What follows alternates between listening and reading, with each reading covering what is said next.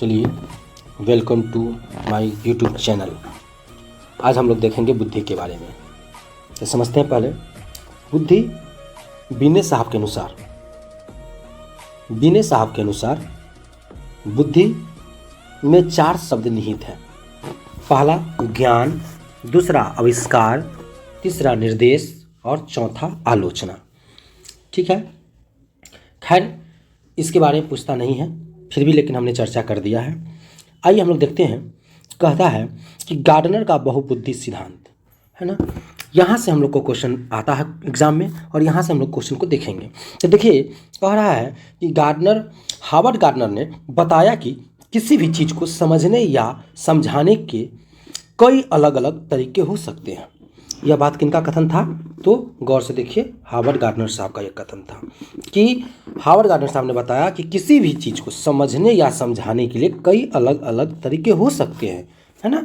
ये बात किनका कथन था? तो हावर्ड गार्डनर साहब का। यहाँ से क्वेश्चन आ सकता है कि किसी भी चीज़ को समझने या समझाने के कई अलग तरीके होते हैं। यह कथन किनका था? तो हम लोग मारेंगे हावर्ड गार्डनर। ठीक है, हावर्ड गार्डनर ने 8 प्रकार की बुद्धि बताई है। ठीक है, जो कि आपके सामने दिखाई दे रहा होगा। पहला भाषागत, दूसरा देशिक, तीसरा शारीरिक गति, चौथा संगीतात्मक, पांचवा तार्किक, छठा अंतर्वैयक्तिक, सातवां अंतर्वैयक्तिक, आठवां प्रकृतिवादी।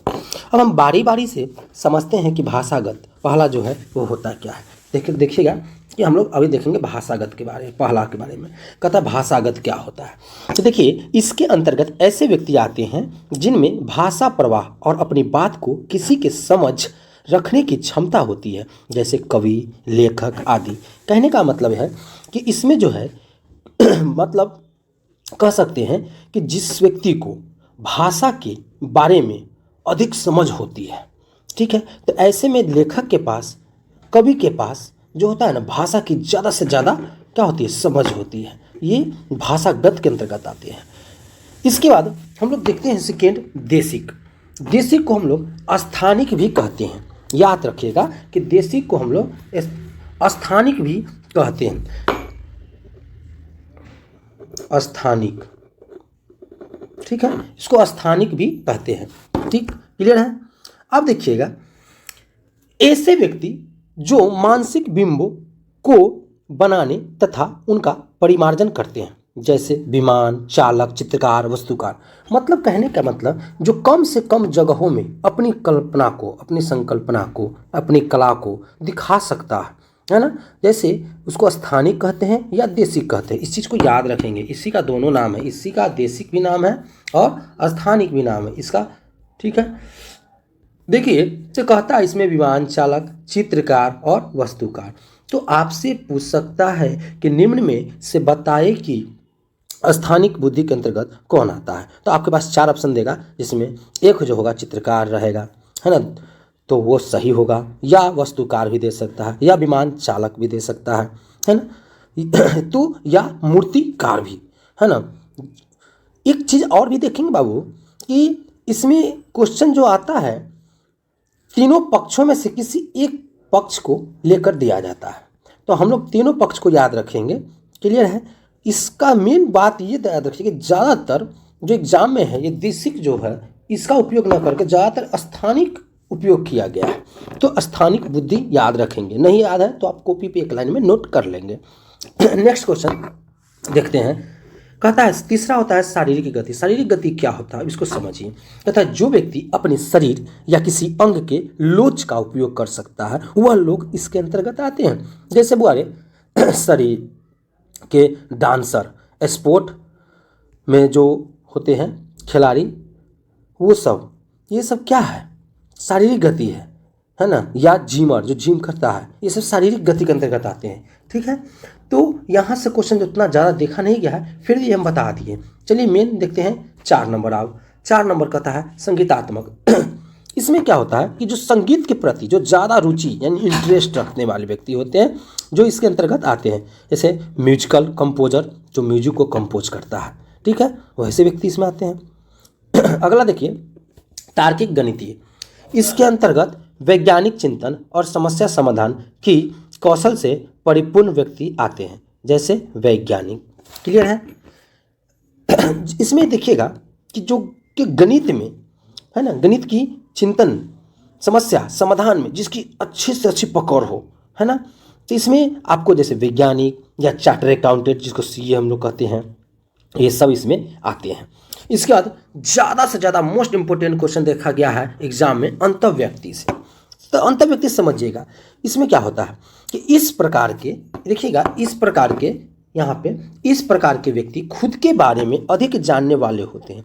माने सेल्फ, तो दार्शनिक, धर्म, नेता, माने ये खुद के बारे में अधिक जानने वाले होते हैं, है ना। तो उस वैसे व्यक्ति जो खुद के बारे में अधिक जानने वाले हों उसे अंतर्व्यक्ति कहेंगे। ये दोनों में डिफरेंस सही से समझिएगा, अंतर्व्यक्ति और एक होता है अंतर्व्यक्ति। दोनों में बहुत बच्चे को कंफ्यूजन रहता है, दोनों को सही से समझ लीजिए।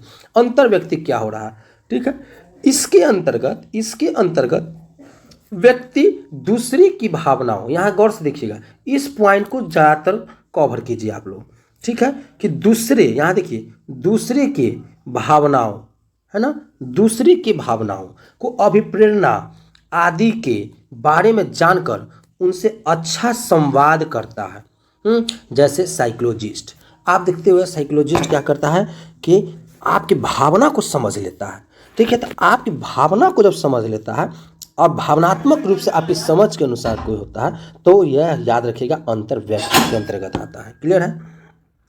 प्रकृतिवादी, नेक्स्ट क्वेश्चन कहता है कि नेचर के बारे में अधिक जानकारी रखने वाले व्यक्ति, जो नेचर के बारे में अधिक जानकारी रखते हैं, ठीक है, यहाँ पे देख सकते हैं आप, जो नेचर के बारे में अधिक जानकारी रखते हैं, तो इसके अंतर्गत क्या आना जाएगा, शिकारी, किसान, पर्यटक। तो आपसे पूछ सकता है कि किसान निम्नलिखित में से किस हार्वर्ड गार्डनर के अनुसार तो प्रकृतिवादी में आता है। किस में आता है, तो प्रकृतिवादी में आता है। तो ये 8 क्वेश्चन हम लोग पढ़े हैं, 8 के बारे में समझे हैं, एक नज़र से आप लोग देख सकते हैं। अगर ज़्यादा दिक्कत है तो इस चीज़ को आप लोग स्क्रीनशॉट मार के इसको कॉपी पेस्ट भी करके अपना कॉपी में नोट बना सकते हैं, ठीक है। इसके बाद जितना हम बात समझाए हैं इसके आधार पे आप लोग को क्वेश्चन मिलेगा, आप लोग क्वेश्चन बनाइएगा, ठीक है। मिलते हैं नेक्स्ट वीडियो में। और आप लोग से एक अनुरोध है कि वीडियो को जहाँ तक हो शेयर करें और सब्सक्राइब करें, लाइक करें, ताकि हम आपके लिए नेक्स्ट वीडियो बनाने के लिए अभिप्रेरित हो, ठीक है। वीडियो देखने के लिए थैंक यू। मिलते हैं नेक्स्ट वीडियो में क्वेश्चन के साथ।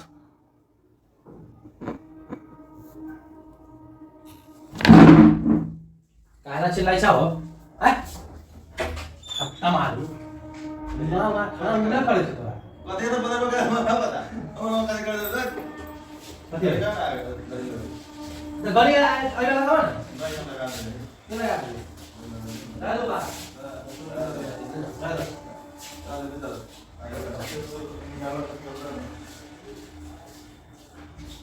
चाबी ले बता ना।